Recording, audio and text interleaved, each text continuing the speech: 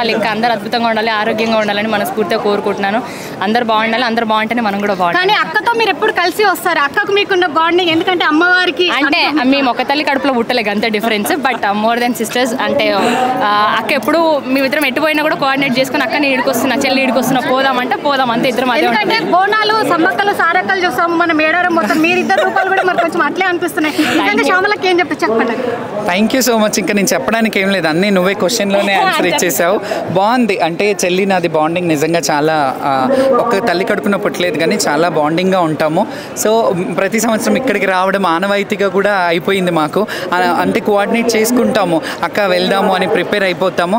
తను ఇక్కడికి మోస్ట్లీ అయితే ఇక్కడికి మాత్రం కంపల్సరీగా తను బాగా ఇంట్రెస్ట్గా వస్తుంటుంది. నాకు కూడా చాలా హ్యాపీ అనిపిస్తుంది. తను కూడా బాగుండాలి, అందరూ ఫ్యామిలీ మెంబర్స్ అందరూ బాగుండాలి, మేమందరం బాగుండాలి. మా చెల్లి ఇంకా జనరేషన్ మాత్రం కాలక్రమేణా ఏముందిలే బోనాలే కదా, మనం ఏదో ఇట్లా వెళ్ళి నామకే వాస్త వెళ్ళొస్తాం అనుకుంటాం. అట్లాంటి వాళ్ళకి మీరు ఏం చెప్పదలుచుకున్నారు? అట్లాంటి వాళ్ళకి మేమే నిదర్శనం. ఎందుకంటే ఒక ఆట అయినా ఒక పాట అయినా మన తెలంగాణ కల్చర్, మన మట్టి మకరందాన్ని చూపడానికే తన పాట రూపంలో తన గొంతుకగా చేస్తుంది.